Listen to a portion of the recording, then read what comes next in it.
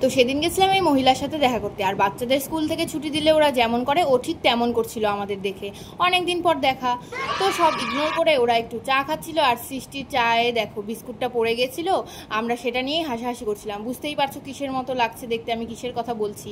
তো সব ইগনোর করে ওর চা খাওয়ার স্টাইল দেখো। তো ওখানে বসে কিছুক্ষণ আড্ডা দেওয়ার পর, গল্প গুজব করার পর আমরা ভাবলাম যে কিছু একটা করা যাক। তারপর ভাবলাম মাংস ভাতকে কপি করা যাক। তো আমরা সেটাই করছিলাম। কি খাচ্ছো তুমি? ও মা বাবা, এটা কি মিষ্টি চা, কেমন করে খাই একটু দেখা।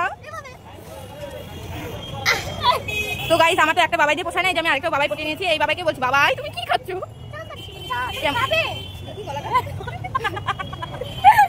আর এদিকে এই মহিলার চায়ের অবস্থাটা দেখো।